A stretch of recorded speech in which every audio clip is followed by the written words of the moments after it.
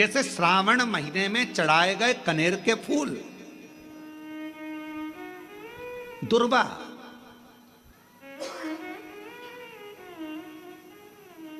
और हम सबसे कहेंगे, मान लो यदि कोई विशेष कोर्ट का केस चल रहा हो, कोई कोर्ट में कोई बातें चल रही हो, अदालत आदि में कोई कार्रवाई चल रही हो, कोई फाइल प्रशासनिक अधिकारियों के पास फंस गई हो और कुछ ना कुछ उसमें अपने को लगता है कि तकलीफ का प्रसंग है, तो हम कहेंगे शिव की एक पीला कनेर, 5 दुर्वा, 5 बेलपत्र लेकर शिव जी के मंदिर में जाकर शिवलिंग पर समर्पित कर 2 लोटा जल सावन के महीने में उसी पर बेलपत्र कनेर के फूल पर चढ़ाइए। देवाधिदेव महादेव की कृपा होगी। ज़्यादा से ज़्यादा 6 महीना 7 महीना, इससे ज़्यादा निर्णय आप ही के पक्ष में आएगा और शिव की कृपा से। और इसमें एक बात और स्मरण रखें, जैसे कोई की प्रॉपर्टी है, कोई की जमीन है और वो जमीन तुम्हारी कोई ने कब्जा कर लिया, तुम्हारा नाम नहीं हो पाई, या कोई उसमें लफड़ा हो गया या तकलीफ आ गई और पैसा उसमें अटक गया, उसके लिए भी कनेर का पुष्प श्रावण महीने के जितने सोमवार आते हैं, रविवारी, सोमवारी और भोमवारी, कौन कौन से बार हो गए? रविवार, सोमवार और मंगलवार, 3 बार। प्रथम दिवस में कनेर का 1 पुष्प लेना है, द्वितीय दिवस में कनेर के 5 पुष्प लेना है और तृतीय दिवस में कनेर के 3 पुष्प लेना है। बेलपत्र एक साथ में लेकर शिव जी को रविवार के दिन भी समर्पित करें, सोमवार के दिन भी समर्पित करें और मंगलवार को 3 कनेर के पुष्प के साथ बेलपत्र लेकर बाबा को समर्पित करिए। कितना भी अटकी हुई प्रॉपर्टी होगी, कह दिया उसने मैं तेरे नाम प्लाट नहीं कराऊंगा और पैसा लेकर बैठ गया, या पैसा नहीं दे रहा है, या किसी भी रूप में वो अटका हुआ है, अगर सावन के 4 सोमवार पढ़ें या 5 सोमवार पढ़ें, आपने ये प्रत्येक सावन के सोमवार के पहले, फिर से बोलो कौन सा बार? रविवार, सोमवार और मंगलवार, ये 3 बार का क्रम अगर प्रत्येक सोमवार के पहले और बाद में कर लिया तो आपको उसे प्रॉपर्टी उस व्यक्ति को तुम्हें देना ही पड़ेगी, छोड़ना ही पड़ेगी।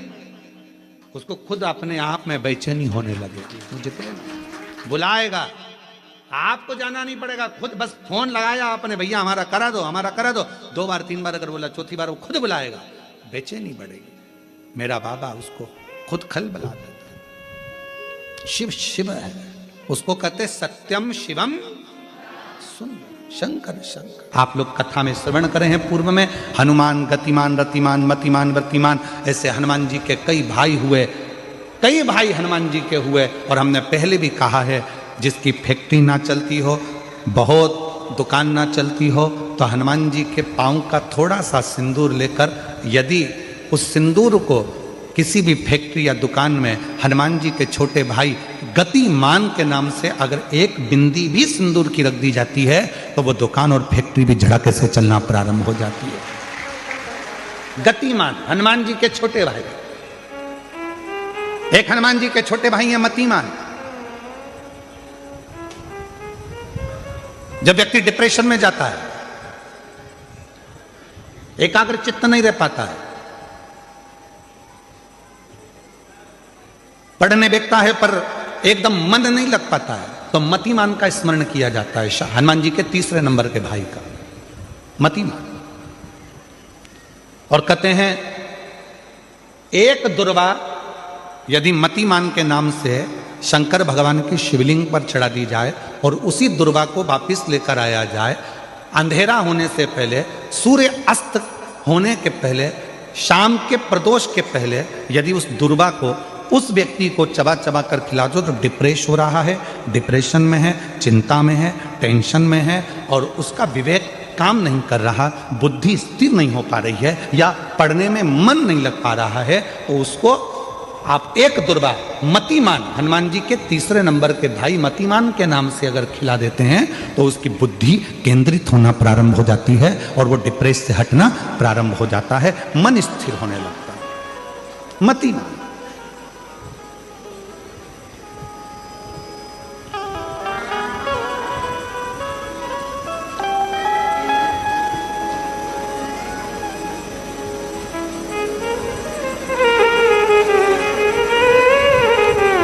और एक नाम आता है व्रतिमान। इसका प्रैक्टिकल तुम अभी यहीं से कर लेना, ठीक है? चलते चलते मालूम पड़े तुम्हारी पार्किंग यहां से आधा किलोमीटर दूर है, ठीक है? अरे बोलो तो जम के। आधा किलोमीटर दूर तुम्हारी पार्किंग है और तुम्हारी उम्र लगभग बहुत हो गई। मालूम पड़े तुम थोड़े वृद्ध हो गए हो और तुम्हारा घुटना दुख रहा है, तुम्हारी कमर दुख रही है, चलते चलते बड़ी मुश्किल से तुम कथा स्थल तक पहुंचे हो। अब मन में आ रहा है कि मुझे वापस पार्किंग तक जाना है, कैसे जाऊंगी, पाँव तो दुख रहा है। तो एक काम आज चलते चलते करना कि कहीं सीवर वाला महाराज झूठ तो नहीं बोल रहा है, तो प्रैक्टिकल करके जाना। क्या करोगे?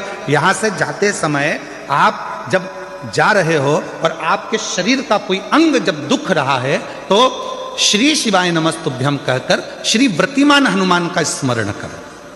किसका स्मरण करना है? जम के बोलो, व्रतिमान हनुमान। व्रतिमान हनुमान का स्मरण करके कहीं पर भी बैठकर अपने पांव की छोटी वाली जो उंगली है उसको जम के दबाना और दबाने के बाद चल देना। जिस जगह पर भी दर्द हो रहा होगा मेरा बाबा आपको मंजिल तक पहुंचाएगा, दर्द होने नहीं देगा। कल नहीं करना, प्रैक्टिकल आज ही करना। काल करे सो आज कर। व्रतिमान आज करेंगे गुरुजी, 3 महीने में फर्क दिखेगा। तुम तो आज की आज का बताओ ना कि आज की आज में फल कैसे मिले। तो बिल्कुल तैयारी में बैठो। जाते जाते व्रतिमान हनुमान भगवान श्री शिवाय नमस्तुभ्यम का स्मरण कर कर एक ऊर्जा के साथ, ताजगी के साथ चलते जाओ। शिव थोड़ा बहुत नहीं देते, मेरे भगवान देते हैं चप्पल फाड़ कर। लोगों के स्मरण में है कि नहीं हमको नहीं मालूम, पर 2 माता ऐसी है, 2 जगत जननी ऐसी है कि दुनिया का कोई भी व्यक्ति कितना भी टोना कर दे, चाहे दुनिया का कोई भी व्यक्ति कितनी भी विद्या कर दे, चाहे दुनिया का कोई भी तांत्रिक कोई विद्या करने वाला तुम्हारे ऊपर कितनी भी विद्या कर दे, 2 देवी ऐसी है जो उस टोना को, उस विद्या को पलट देती है। और यह हम नहीं कर रहे हैं, देवी भागवत कर रहे हैं। देवी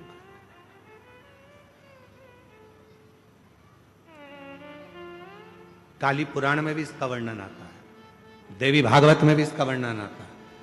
2 देवी ऐसी हैं जो कोई अपने ऊपर अगर विद्या कर रहा है और वो 2 देवी का स्मरण कर लिया जाए, उन 2 देवी का नाम लेकर मात्र शंकर के शिवलिंग के सामने जो अशोक सुंदरी वाली जगह होती है वहां पर अगर इन 2 देवियों का नाम लेकर अगर जल चढ़ा दिया जाए तो किसी ने अगर विद्या करी भी होती है तो पलट जाती है। कोई कितना भी बड़ा तुम्हारे लिए तंत्र मंत्र कर रहा हो वो तुरंत पलट जाता है, एक क्षण नहीं लगता और उनका नाम लेने से पलट जाता है।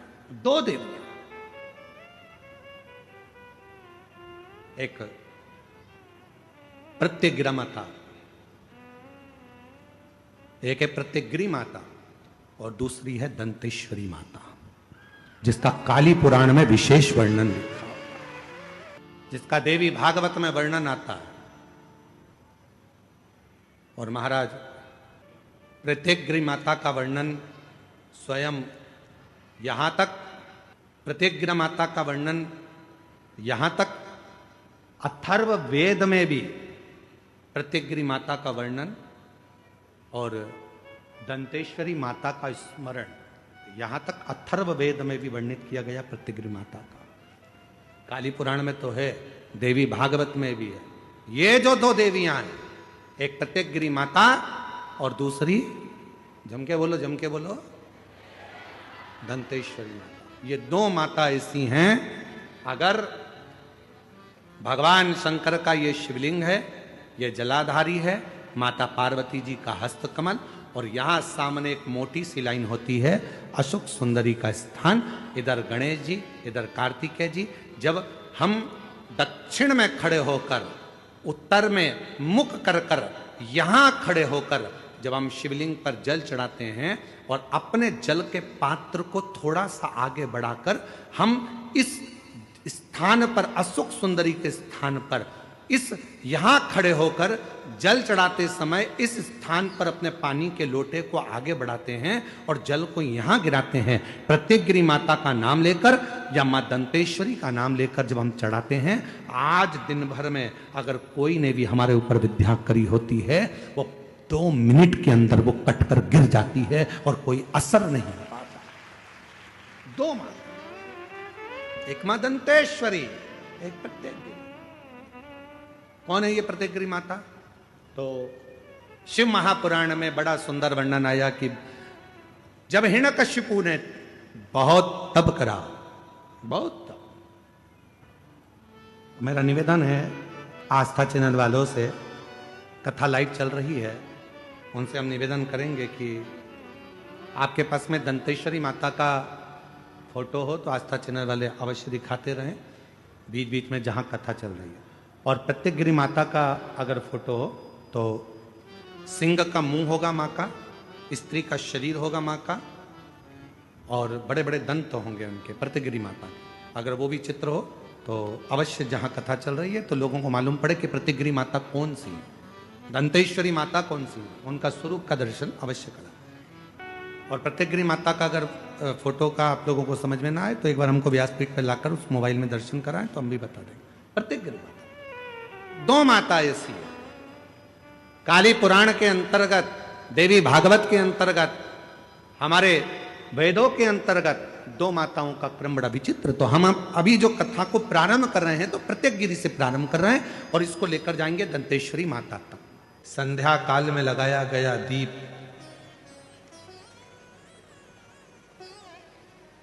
मानदेह नामक असुर का संहार कर देता है।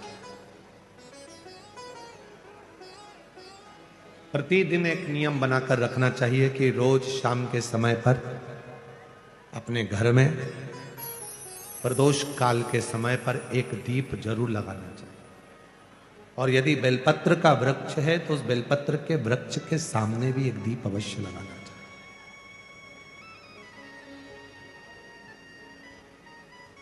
6 महीने में, 3 महीने में, 2 महीने में, 1 महीने में ऐसा नियम बनाया करो कि मुझे बेलपत्र की पूजन करना।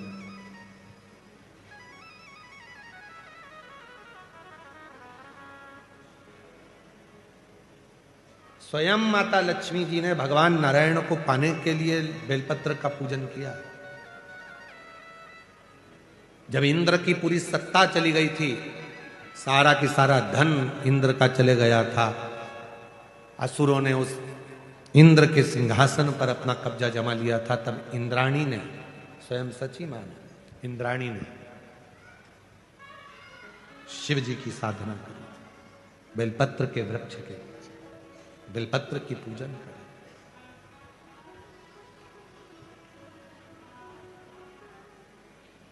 कभी दिल कर जाए तुम्हारा तो कभी महीने में, 1.5 महीने में, 2 महीने में बेलपत्र के पेड़ के नीचे जल लेकर बैठो। बेलपत्र के वृक्ष के नीचे दूध नहीं चढ़ाना, बेलपत्र के वृक्ष के नीचे दही नहीं चढ़ाना, शहद घी नहीं चढ़ाना। बेलपत्र के वृक्ष के नीचे जब आप बैठते हैं, बेलपत्र पूजन का एक विधान होता है कि जब हम बेलपत्र की पूजन करते हैं तो 2 कलश पानी के भरे हुए, एक अपने सीधे हाथ की ओर, एक उल्टे हाथ की ओर रखा जाता है। पूजन की थाली बीच में रखी जाती है। 2 बत्ती का, लंबी बत्ती का, 2 बत्ती लंबी घी की जलाई जाती है।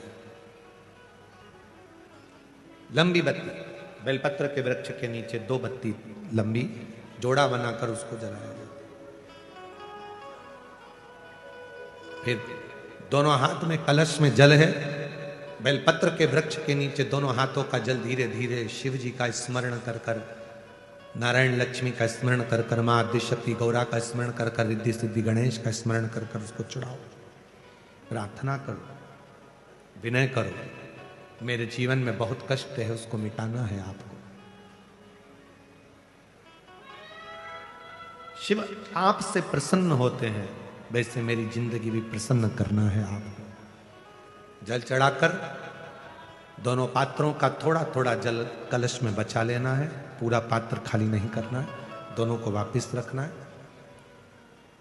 और थोड़ी सी हल्दी पीसी हुई शिव जी के उस बेलपत्र पर लगाएं, थोड़ा कुंकुम वो भी बेलपत्र पर लगाएं, 7 दाने अक्षत के, केवल 7 दाने अक्षत के बेलपत्र को छुआकर अपनी थाली में रख लें। घर पर जब जाएं तो वो 7 दाने अक्षत के और बेलपत्र के वृक्ष में जो चढ़ा हुआ थोड़ा सा जल बचाकर लाए हो वो घर में छीट कर 7 दाने पूरे घर में डालना प्रारंभ करें। महीने में, 2 महीने में, 3 महीने में एक बार करिए। जीवन में किसी के आगे हाथ फैलाने की जरूरत नहीं पड़ेगी। इतनी संपदा बाबा, इतनी संपदा। बेलपत्र की महत्वता को लोग जानते नहीं है। एक प्रदोष की महत्वता, एक बेलपत्र की महत्वता। अभी हमने पहले भी कहा, एक कथा प्रदोष काल की रह गई है। एक बार हम दिल्ली बाच रहे थे पर वो पूरी नहीं हो पाई क्योंकि पानी आ गया। हम प्रयास कर रहे हैं उस कथा को कुबेरेश्वर धाम पर, क्योंकि उसमें प्रदोष काल की कथा में टेंट नहीं लगता। वो प्रदोष काल की जो कथा होगी सीहोर कुबेरेश्वर धाम में, उसमें टेंट नहीं लगेगा, उसको खुले मैदान में बांचना पड़ता। आप और हम सब खुले मैदान में बैठकर प्रदोष काल में उस कथा को सुनेंगे और उसमें प्रदोष की महत्वता को जानेंगे। और हमारी तरफ से हम तो आज प्रकाश जी आपको भी, दीना भाभी जी आपको भी, दोनों को निमंत्रण दे रहे हैं। जब भी सीहोर में जब कथा हो प्रदोष काल की तो एक दिन कम से कम आप लोग आकर उस कथा की पूजन आपको भी करना रहेगी, प्रदोष काल की कथा।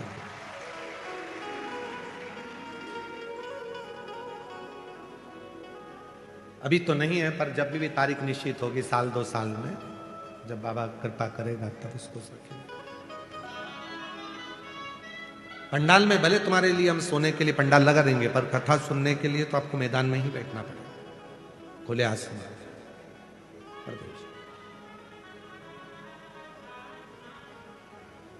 शिव तत्व को जान, बेलपत्र की महत्वता को जिसने जान लिया, आज लोग बेलपत्र को जान रहे हैं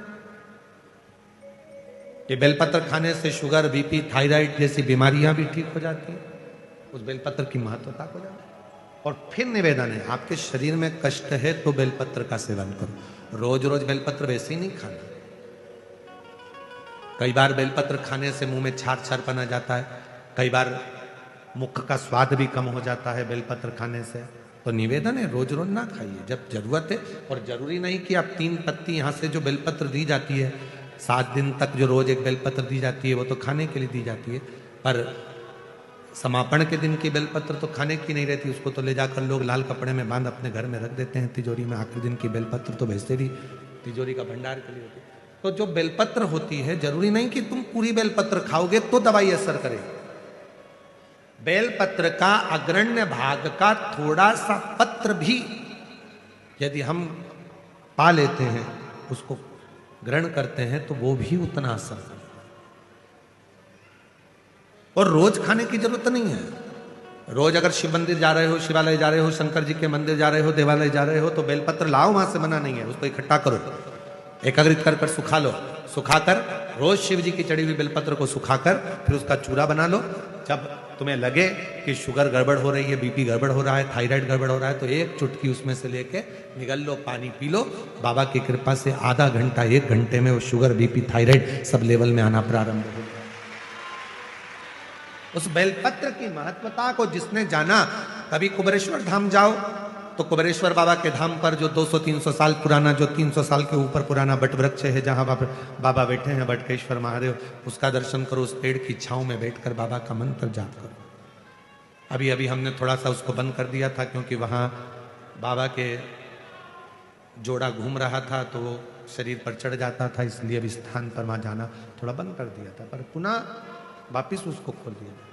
बेलपत्र की वाटिका है छोटी सी, उस बेलपत्र की वाटिका के पास में बैठकर भगवान शिव का नाम उच्चारण करो, नाम स्मरण करो, शिव भक्ति करो जहां तक हो सके। शंकर की अविरल भक्ति को धारण करो।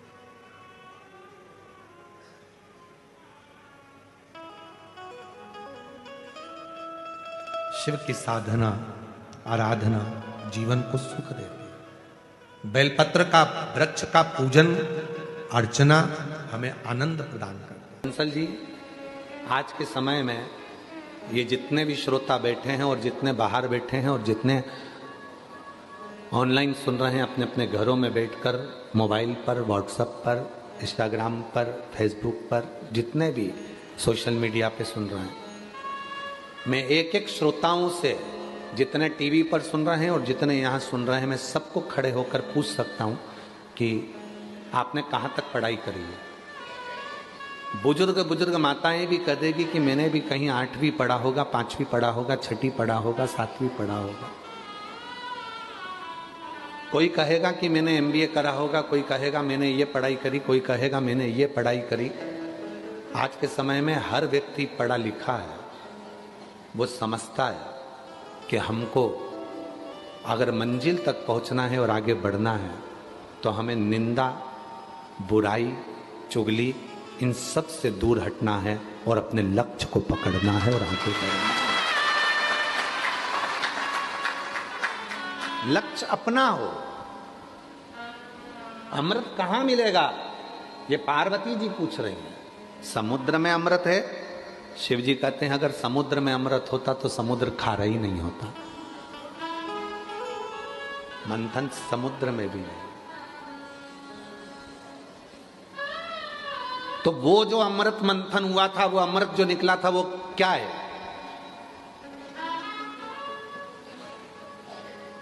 शिव जी ने कहा वो तो विचारों का मंथन है।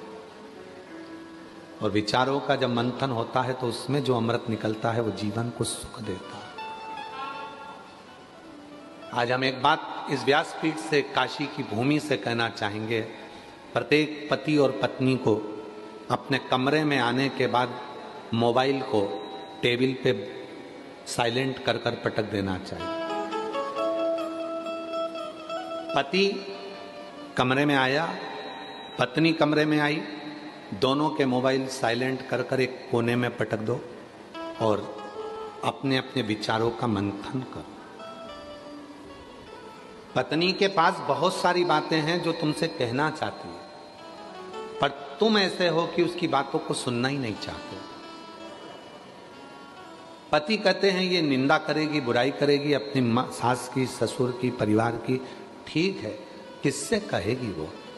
अपना मन हल्का करने के लिए अपने पति से ही तो कहेगी।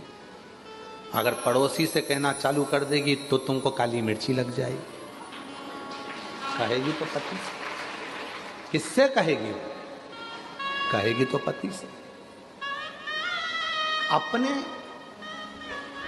केवल मंथन समुद्र का नहीं हुआ, मंथन विचारों का हुआ। विचारों का मंथन।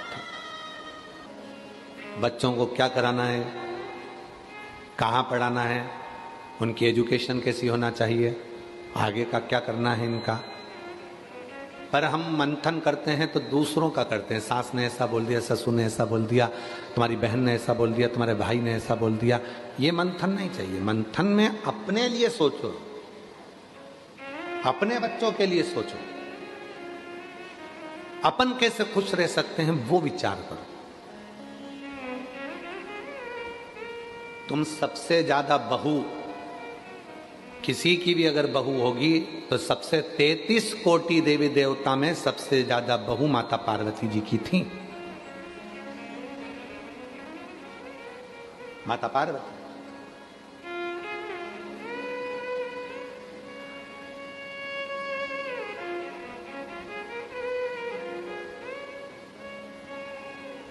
कई माताएं कह देती हैं कि हम हमारी बहू को निभा रहे हैं, बहुएं कहती हैं हम हमारी सास को निभा रहे हैं। मेरी जीजियों, कोई किसी को नहीं निभा रहा, समय चक्र निभा कर चल रहा है और तुम उस परिधि के अंदर चल रहे हो। निभाना किसको कहते हैं? कभी विचार करना माता पार्वती जी की बहुओं को देखकर।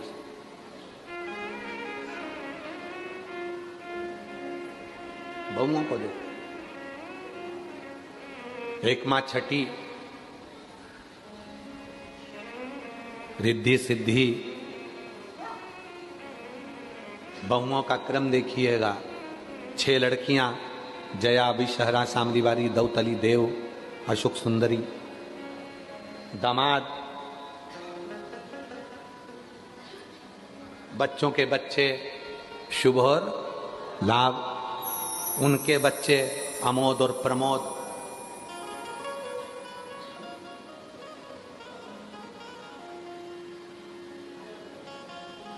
फिर उनके बच्चे आनंद और कीर्ति, दादा परदादा बनकर भी अपनी बहुओं को निर्वाह कर रही है मां। क्यों?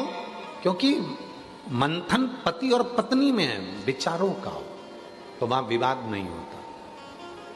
आपके यहां विवाद किस बात का होता है? विवाद का कारण क्या है आपके यहां? विवाद का कारण यह है कि मंथन आप दूसरों का कर रहे हो। पापा ने बोल दिया, मम्मी ने बोल दिया, उसने ये बोल दिया, उसने वो बोल दिया। मंथन अपना करो ना। कल अपने को क्या करना है, आगे कैसे बढ़ना है, बच्चों को एजुकेशन कराना है तो उसकी लाइन पकड़ाना है, उसको वो पढ़ना चाहता है उसको पढ़ाना है। मंथन करो कि कल कमाई कैसे करेंगे, बच्चों को कैसे पढ़ाएंगे। मंथन वो नहीं है कि अपनी हिम्मत को हार देना, विष निकाल लेना, इसको मंथन नहीं कहा गया।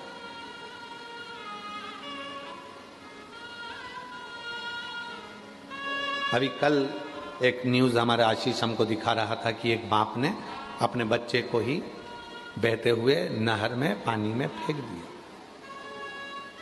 मां अपने एक बच्चे को लेकर चली गई, बाप के पास एक बच्चा रह गया, दोनों में लड़ाई झगड़ा चल रहा था और बच्चे से क्या तुमने निकाला, ये अमृत नहीं है, ये विष है, इसको अमृत नहीं कहेंगे।